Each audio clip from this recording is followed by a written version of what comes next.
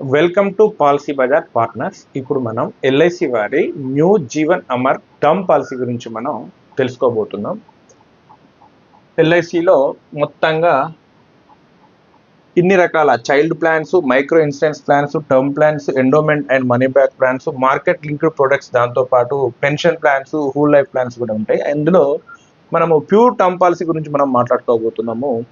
మొత్తంగా ఎల్ఐసిలో 7 రకాల టర్మ్ పాలసీలు ఉంటాయి. దాంట్లో మనం ఇప్పుడు LIC new Jeevan Amar table number 955 policy గురించి మనం మాట్లాడుకోబోతున్నాము. ప్లాన్ నెంబరు దాన్ని టేబుల్ నెంబర్ 955 అంటారు. ఇది a non linked non participative individual pure risk premium life insurance plan. అంటే ఇది ఎటువంటి ఇన్కమ్ వచ్చే లేదా మనకు పెట్టుబడి కానీ లేకపోతే మెచ్యూరిటీ బెనిఫిట్ లాంటివి ఏమి ఉండవు. కేవలం ఏదైనా రిస్క్ జరిగితే మాత్రమే మనకు పాలసీ హోల్డర్ యొక్క నామినీకి లేదా వాళ్ళ కుటుంబానికి ఈ బెనిఫిట్ అందడం జరుగుతుంది. ఒకవేళ ఈ పాలసీ తీసుకొని పాలసీ పూర్తి చేసుకున్నటువంటి క్రమంలో ఎటువంటి రిస్క్ జరగకపోతే మనకి ఎటువంటి మెచ్యూరిటీ బెనిఫిట్ అనేది ఈ పాలసీలో రాదు. అందుగురించే దీన్ని ప్యూర్ టర్మ్ పాలసీ అని పిలవడం జరుగుతుంది. తర్వాత ఈ న్యూ జీవన్ అమర్ పాలసీ యొక్క హైలైట్స్ ఏంటంటే high coverage at low cost, తక్కువ ప్రీమియంతో ఎక్కువ లైఫ్ కవరేజ్ ఇవ్వడం జరుగుతుంది. Special discounts for womens and non స్మోకర్స్కి, మహిళలకు ప్లస్ నాన్ టొబాకో యూజర్స్కి తక్కువ ప్రీమియంకు మనకు డిస్కౌంట్ రావడం జరుగుతుంది. తర్వాత యాక్సిడెంటల్ రైడర్ అనేది ఆప్షనల్గా అదనంగా ప్రీమియం చెల్లించి ఈ రైడర్ని ఆప్ చేసుకోవచ్చు. తర్వాత రిబేట్ ఫర్ హై కవరేజ్ అంటే 50 లక్షల పై కవరేజ్ కనుక పాలసీ తీసుకున్నట్టయితే మనకు కొంత డిస్కౌంట్ రావడం జరుగుతుంది. తర్వాత 2% discount for half year payments, అంటే మనం లిమిటెడ్ పే కానీ రెగ్యులర్ పే కానీ ఎంచుకున్న తర్వాత మనం పేమెంట్ చేయడం అనేది హాఫ్ ఇయర్లీ కనుక ఎంచుకున్నట్టయితే ప్రీమియం పేమెంట్ మోడ్ మనకు 2% అదనంగా డిస్కౌంట్ రావడం జరుగుతుంది. తర్వాత ఈ పాలసీ యొక్క బెనిఫిట్స్ ఏంటంటే మనము డెత్ బెనిఫిట్స్ మనకు ప్లస్ యాక్సిడెంటల్ డెత్ బెనిఫిట్ అనే 2 బెనిఫిట్లు ఉంటాయి. అయితే మనం ఇప్పుడు డెత్ బెనిఫిట్ ఏ విధంగా తీసుకోవచ్చు అనే వాటి గురించి మాట్లాడుకుందాం. ఇందులో ఆప్షన్ 1, ఆప్షన్ 2 అనే 2 ఆప్షన్స్ ఇవ్వడం జరిగింది. ఒకటి లెవెల్ సమ్ అష్యూర్డ్, రెండో ఆప్షన్ ఇంక్రీజింగ్ సమ్ అష్యూర్డ్. అంటే లెవెల్ సమ్ అష్యూర్డ్ అంటే పాలసీ తీసుకున్నప్పుడైతే మనం ఎంత కవరేజ్ తీసుకుంటామో అక్కడతోటే మన కవరేజ్ అందడం జరుగుతుంది. రెండోది ఆప్షన్ 2లో ఇంక్రీజింగ్ సమ్ అష్యూర్డ్ అంటే మనం పాలసీ స్టార్టింగ్లో ఎంత తీసుకుంటామో తర్వాత దానికి డబల్ అంటే 100% మనం మళ్ళీ కవరేజ్ లైఫ్ కవరేజ్ అనేది పెంచుకోవడం జరుగుతుంది. దీన్ని ఇంక్రీజింగ్ సమ్ అష్యూర్డ్ అని పిలవడం జరుగుతుంది. దీన్ని మనం ఒక చార్ట్ ద్వారా మనం క్లియర్గా తెలుసుకుందాం. ఇక్కడ ఆప్షన్ 1 లెవెల్ సమ్ అష్యూర్డ్ అంటే ఉదాహరణకు ఒక 1 CR పాలసీ తీసుకున్నటువంటి పాలసీ హోల్డరు మొదటి సంవత్సరం నుంచి అప్ టు ఒక 35 years పాలసీ తీసుకున్నట్టయితే ఈ 1 నుంచి 35 yearsలో ఎప్పుడు తనకు రిస్క్ జరిగినా, ఎప్పుడు డెత్ జరిగినా కేవలం 1 CR మాత్రమే వస్తుంది. ఇది పాలసీ ఎంచుకునేటప్పుడు దీన్ని లెవెల్ సమ్ అష్యూర్డ్ అంటే 1 కోటి కనుక లేదా 50 లక్షలు లేదా 20 లక్షలకు పాలసీ తీసుకున్నట్టయితే పాలసీ డ్యూరేషన్ మొత్తంలో ఏదైనా రిస్క్ జరిగితే మనం స్టార్టింగ్ ఎంత పాలసీ తీసుకుంటామో అంత మాత్రమే కవరేజ్ మనకు డెత్ బెనిఫిట్ చెల్లించడం జరుగుతుంది. రెండోది option 2 increased sum assured.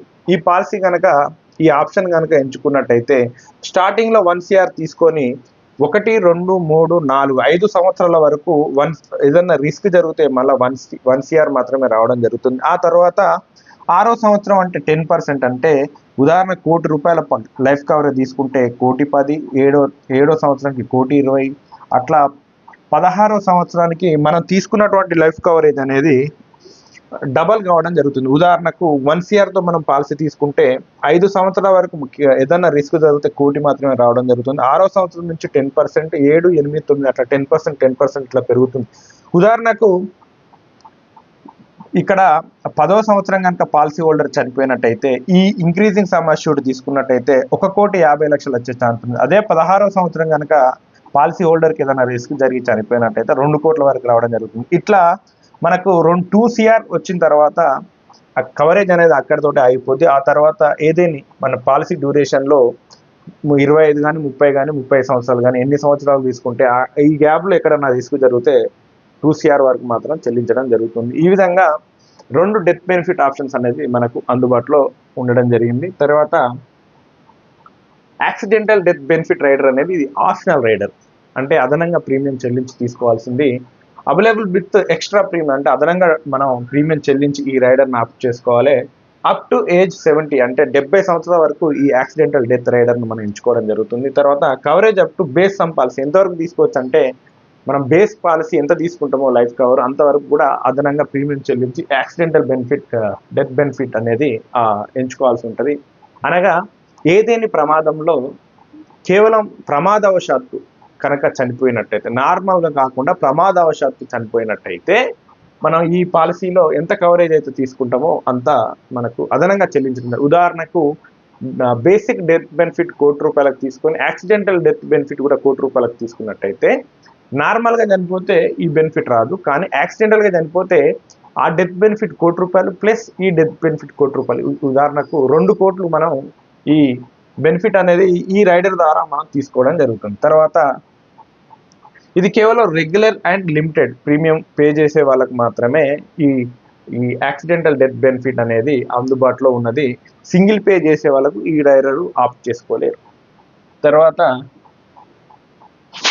Option to take death benefit. Death benefit అనేది ఏ విధంగా తీసుకోవచ్చు? ఉదాహరణకి ఏదైనా రిస్క్ జరిగింది, ₹1,00,00,000 పాలసీ తీసుకున్నట్టయితే లంసమ్ వాళ్ళ కుటుంబానికి లేదా వాళ్ళ నామినీకి వెంటనే లంసమ్ అంటే ఏక మొత్తంలో తీసుకోవడం జరుగుతుంది. లేదు అనుకుంటే ఇన్స్టాల్మెంటల్గా అట్లా 5 years వరకు తీసుకోవచ్చు. ఇట్లా monthly minimum 5, quarterly minimum 15, half yearly minimum 25, yearly minimum 50,000. ఇది మినిమం మాత్రమే. ఒకవేళ పాలసీ కనుక కవరేజ్ ఎంత ఉంటుందో దాన్ని బట్టి మనం 5 సంవత్సరాలకు ఇట్లా monthly, quarterly, half yearly, yearly ఎట్లా అవుతుందో అట్లా దాన్ని ప్రపోర్షనేట్ చేసి అట్లా మనకు డెత్ బెనిఫిట్ అనేది వాళ్ళ ఫ్యామిలీ మెంబర్స్కి లేదా వాళ్ళ నామినీకి చెల్లించడం జరుగుతుంది. తర్వాత యాక్సిడెంటల్ డెత్ బెనిఫిట్ మాత్రము లంసమ్ ఒకేసారి మొత్తంగా చెల్లించడం జరుగుతుంది. దీంట్లో ఇన్స్టాల్మెంట్స్ అనేది ఆప్షన్ లేదు.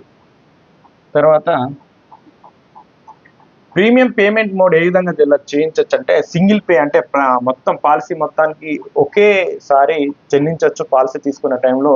లేదు లిమిటెడ్ పే అంటే 5 సంవత్సరాలు, 7 సంవత్సరాలు, 10 సంవత్సరాలు, 15 సంవత్సరాలు లేదా 60 సంవత్సరాల వరకు మనం పేమెంట్ చేయవచ్చు. తర్వాత రెగ్యులర్ పే అంటే ప్రతి సంవత్సరం అట్లా మనం రెగ్యులర్ పే అంటే ప్రతి సంవత్సరం ఎన్ని సంవత్సరాలు మనం పాలసీ తీసుకుంటామో, ఉదాహరణకు ఒక 35 సంవత్సరాల వరకు ఏజ్ 70 వరకు మనం పాలసీ కావాలనుకున్నప్పుడు ప్రతి సంవత్సరం ప్రీమియం చెల్లించినట్టయితే దీన్ని రెగ్యులర్ పే అనడం జరుగుతుంది. తర్వాత దీన్ని ఎట్లా పే చేయొచ్చు అంటే ఉదాహరణకు లిమిటెడ్ పే తీసుకున్నట్టయితే 5 సంవత్సరాల లోపు కట్టాలనుకున్నప్పుడు 5 సంవత్సరాల లోపు పేమెంట్ మోడ్ మంత్లీ చేయొచ్చు, హాఫ్ ఇయర్లీ చేయొచ్చు, ఇయర్లీ కూడా చేయొచ్చు.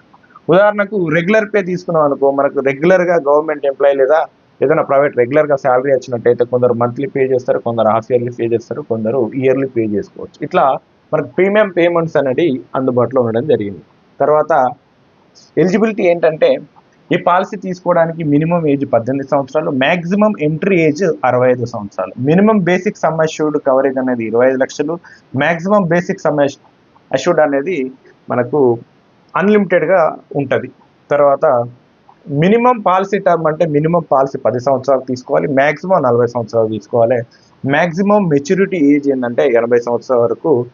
ఒకవేళ ఏం రిస్క్ జరగకపోతే ఆటోమేటిక్గా 80 సంవత్సరాలకు పాలసీ హోల్డర్ అయితే ఆటోమేటిక్గా మెచ్యూరిటీ అయిపోతుంది. తర్వాత లైఫ్ కవరేజ్ అనేది ఉండదు. తర్వాత ఇప్పుడు మనము శాంపిల్ ప్రీమియం రేట్లు ఏ విధంగా ఉంటాయి అనే వాటి గురించి మనం ఇప్పుడు మాట్లాడుకుందాము. ఇది ఆప్షన్ 1 అంటే లెవెల్ సమ్ అష్యూర్డ్ అంటే పాలసీ తీసుకున్నప్పుడు ఉదాహరణ ₹1,00,00,000 తీసుకున్నట్టయితే పాలసీ కంటిన్యూగా ఎన్ని రోజులు ఉంటే అన్ని రోజుల వరకు ₹1,00,00,000 కవరేజ్ ఇవ్వడం జరుగుతుంది. దానికి ఏజ్ వైజ్గా 20, 30, 40 ఏజ్ తీసుకోవడం జరిగింది. పాలసీ టర్మ్ అనేది 20 సంవత్సరాలు తీసుకోవడం జరిగింది. ఇక్కడ రెగ్యులర్ యాన్యువల్ ప్రీమియం తీసుకోవడం జరిగింది. అయితే ఇక్కడ 5 yearsకు మనం లిమిటెడ్ పే తీసుకోవడం జరిగింది. ఇక్కడ limited premium term policy term 10 years ఇక్కడ తీసుకోవడం జరిగింది. సింగిల్ ప్రీమియం అయితే ఇక్కడ ఇంత తీసుకోవడం జరిగింది. సింగిల్ ప్రీమియం ఈ విధంగా పాలసీ టర్మ్ 20 సంవత్సరాలకు, ఏజ్కి ఇక్కడ 20 సంవత్సరాల ఏజ్కి 5,959, 30 సంవత్సరాలకి 7,830, 40 సంవత్సరాలకు 15,000. ఇట్లా అందుగురించే పాలసీ తీసుకునేటప్పుడు మనము తక్కువ ఏజ్లో టర్మ్ పాలసీ తీసుకుంటే ఇట్లా మనకు రిస్క్ తక్కువ ఉంటుంది కాబట్టి వాళ్ళు తక్కువ మన ప్రీమియంకే మనకు టర్మ్ పాలసీ ఇవ్వడం జరుగుతుంది. ఫర్ బేసిక్ సమ్ అష్యూర్డ్ 50 లక్షలకి ఒక నాన్ స్మోకరు మేల్కి మనము ఇది ఒక ఎగ్జాంపుల్గా తీసుకోవడం జరిగింది. 50 లక్షల కోసం అని చెప్పేసి ఈ పాలసీ ఒక నాన్ స్మోకర్ మేల్కి ఈ విధంగా మనం తీసుకోవడం జరిగింది. ఇక్కడ ఇంక్రీజింగ్, ఇందాక మనం ఆప్షన్ 1లో లెవెల్ సమ్ అష్యూర్డ్ మాట్లాడుకున్నాం. ఇప్పుడు ఆప్షన్ 2 ఇంక్రీజింగ్ సమ్ అష్యూర్డ్ గురించి మాట్లాడుకున్నాం. ఇక్కడ ఏజ్ 20, 30, 40, ఇక్కడ పాలసీ టర్మ్ 20, 20, 20, ఇక్కడ regular premium, limited premium 5 years, limited premium 10 years గా, లేదా ఇది సింగిల్ ప్రీమియంగా మనం తీసుకోవడం జరిగింది. 20 years అయితే మనకు 7,832, 30 year ఏజ్కి అయితే 11,125, 40 ఏజ్కి ఈ 23,933 రూపీస్. ఇట్లా ఇది రెగ్యులర్ ప్రీమియం, ఇది 5 years ప్రీమియం, ఇది 10 years ప్రీమియం, ఇది సింగిల్ ప్రీమియము ఒక 40 yearsకి అయితే 2,52,000, 30 yearsకి అయితే 1,44,187, 20 years అయితే 77,796, ఇట్లా 86 ఇట్లా ప్రీమియం ఉండడం జరిగింది. అందు గురించే పాలసీ తీసుకునేటప్పుడు ఎంగేజ్లో తీసుకోవడం వల్ల రిస్క్ తక్కువ ఉండి ప్రీమియం చాలా తక్కువ ఉంటుంది. మనం ఇక్కడ ఈ వేరియంట్స్ చూసుకోవచ్చు. 20 yearsకి సింగిల్ పేకి 77,000 అయితే 40 yearsకి 2,57,000. దీన్ని బట్టి మనం ఎంత ఎర్లీగా టర్మ్ పాలసీ తీసుకోవాలనే దాన్ని బట్టి మనం అర్థం చేసుకోవచ్చు. తర్వాత రిబేట్స్ మనం ఇందాకనే తీసుకున్నాం. హై సమ్ అష్యూర్డ్ అంటే ఎక్కువ పాలసీ 50 లక్షలకు పైన కవరేజ్ కనుక తీసుకున్నట్టయితే మనకు పాలసీ ప్రీమియంలో డిస్కౌంట్ రావడం జరుగుతుంది. దీన్నే మనం రిబేట్స్ అని చెప్పుకోవడం జరుగుతుంది.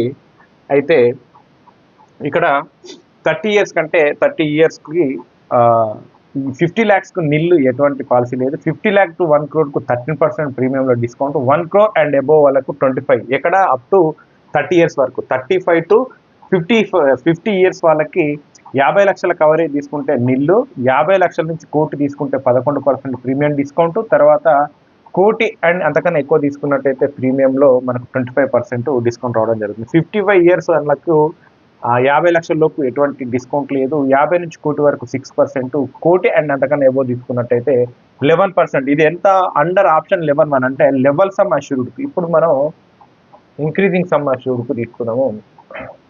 ఇంక్రీజింగ్ సమ్ అష్యూర్డ్, ఇప్పుడు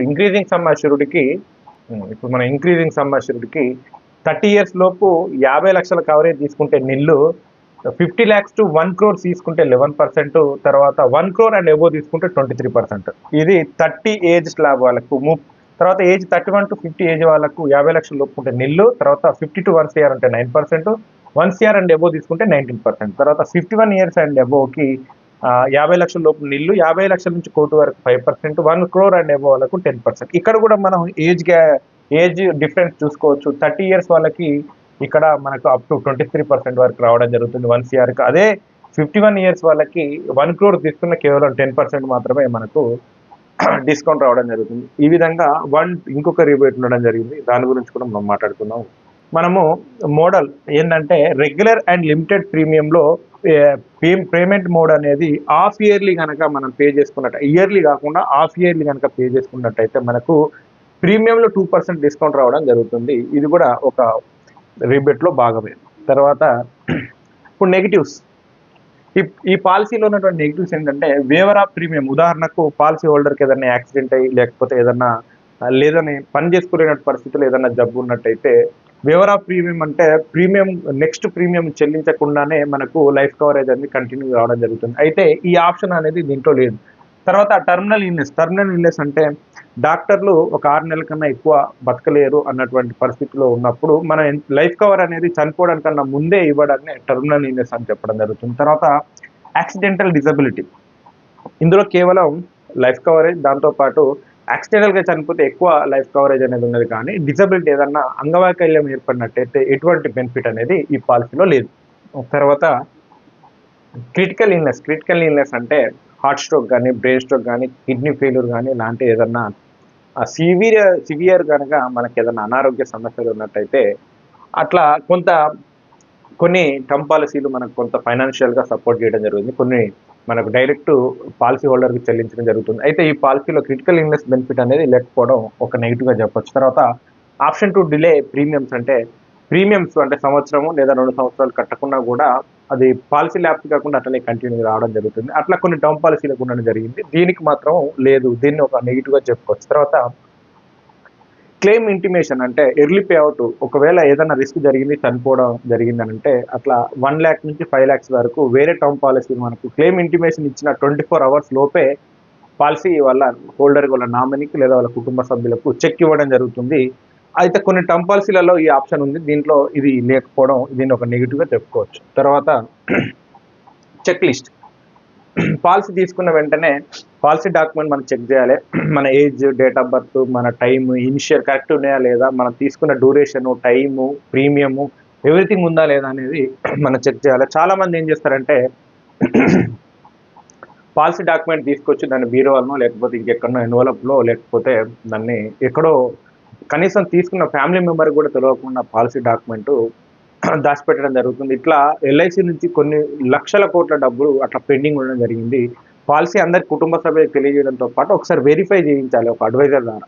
దాని ద్వారా మనం ఏ పాలసీ తీసుకున్నాము అనేది మనకు తెలుస్తూ ఉంటుంది. ఎవరైనా అడ్వైజర్ కనుక తప్పుడు పాలసీ ఇచ్చినట్టయితే మనము వెంటనే ఫ్రీ లుక్ పీరియడ్లో పాలసీ తీసుకున్న 15 రోజుల్లో లేదా నెల రోజుల్లో మనకు పాలసీ నచ్చకపోయినట్టయితే మనం ఆ పాలసీ క్యాన్సిల్ చేసుకుంటే డబ్బులు రిటర్న్ రావడం జరిగింది. దాన్నే ఫ్రీ లుక్ పీరియడ్ అంటారు. తర్వాత గ్రేస్ పీరియడ్. ఉదాహరణకు మనం పాలసీ తీసుకున్నాం, 1 సంవత్సరం 30 రోజుల వరకు మనం పాలసీ ప్రీమియం కట్టకపోయినా ఖచ్చితంగా మనకు గ్రేస్ పీరియడ్లో, దీని గ్రేస్ పీరియడ్ అంటది. అంటే మనం 30 రోజుల వరకు ప్రీమియం ల్యాప్స్ కాకుండా ఉంటుంది. 30 రోజుల వరకు మన పాలసీ ల్యాప్స్ కాకుండా ఉంటుంది. అట్లా మనకు దీన్ని 30 డేస్ వరకు మనకు పాలసీ ల్యాప్స్ కాకుండా ఉన్నటువంటి దాన్నే మనం గ్రేస్ పీరియడ్గా చెప్పొచ్చు.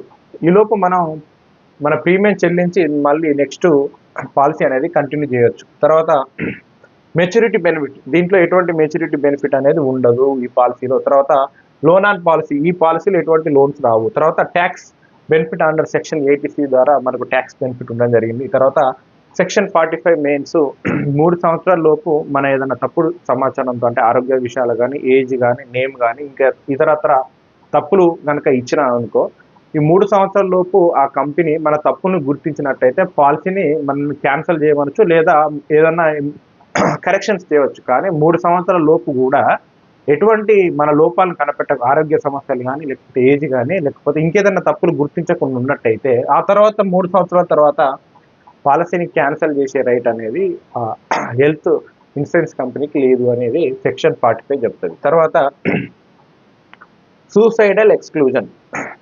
పాలసీ తీసుకున్నటువంటి 1 సంవత్సరం లోపు కనుక పాలసీ హోల్డర్ కనుక సూసైడ్ చేసుకొని చనిపోయినట్లయితే కట్టిన ప్రీమియంలో 80% అనేది వాళ్ళ ఫ్యామిలీకి లేదా నామినీకి రావడం జరుగుతుంది. తర్వాత టర్మినేషన్. ఈ 3 సంవత్సరాల లోపు ఎప్పుడైనా మనం తప్పుడు సమాచారంతో లేదా మనకి ఏదైనా అనారోగ్య సమస్యలు ఉంది దాన్ని హైడ్ చేసి చెప్పినట్లయితే, మిస్ఇన్ఫర్మేషన్ ఇచ్చినట్టయితే కంపెనీ 3 సంవత్సరాల లోపు ఎప్పుడైనా మన పాలసీని టర్మినేట్ చేసేటువంటి అవకాశం ఉంటుంది. తర్వాత సరెండర్ వాల్యూ. సరెండర్ వాల్యూ అంటే మనకి పాలసీ నచ్చలేదని పాలసీ మధ్యలోనే కొన్ని సంవత్సరాలు కట్టి వదిలేసుకున్నట్టయితే మనకి ఎటువంటి సరెండర్ వాల్యూ అంటే డబ్బులు తిరిగి చెల్లించరావు. తర్వాత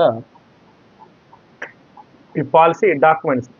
అంటే ఎల్ఐసి ఇప్పుడు మనం చెప్పినటువంటి టర్మ్ పాలసీ తీసుకోవాలంటే ఎటువంటి డాక్యుమెంట్స్ ఉండాలి అని అంటే, ఫస్ట్ ఆధార్ కార్డు, తర్వాత పాన్ కార్డు, తర్వాత పాస్పోర్ట్ సైజ్ ఫోటో, తర్వాత 3 years 80 రిటర్న్స్ లేదా ఫామ్ 16. అదేవిధంగా 1 year బ్యాంక్ స్టేట్మెంట్ కావాలి. తర్వాత ఏజ్ని బట్టి కొంతమందికి మెడికల్ టెస్ట్లు అవసరం ఉంటుంది. హై కవరేజ్ 1 year అట్లా తీసుకున్నా ఖచ్చితంగా మెడికల్ టెస్టులు రావడం జరుగుతుంది. అట్లా మెడికల్ అండ్ హెల్త్ చెకప్ అనేది ఉండడం జరుగుతుంది. ఒకవేళ ఎన్ఆర్ఐ కనుక ఈ పాలసీ కావాలనుకున్నప్పుడు ఇండియాకు వచ్చినప్పుడు వాళ్ళు ఈ పాలసీ తీసుకోవడానికి ఎలిజిబిలిటీ ఉంటుంది. ఈ విధంగా ఒక టర్మ్ పాలసీ తీసుకునేటప్పుడు ఖచ్చితంగా ఒక అడ్వైజర్ ద్వారా పాలసీకి సంబంధించిన అన్ని విషయాలు క్లుప్తంగా చెప్పి పాలసీ ఎంచుకోవాల్సి ఉంటుంది. నేను చెప్పినటువంటి ఈ పాలసీకి సంబంధించిన ఏమన్నా టర్మ్ పాలసీకి సంబంధించిన ఏమైనా డౌట్లు ఉంటే లేదా ఏదైనా మిస్టేక్స్ ఉన్నా కూడా మీరు నాకు కామెంట్ రూపంలో తెలియజేస్తే ఖచ్చితంగా నేను దానికి సంబంధించినటువంటి పూర్తి సమాచారం, మీ డౌట్లన్నీ క్లియర్ చేసే ప్రయత్నం చేస్తాను. Thank you very much.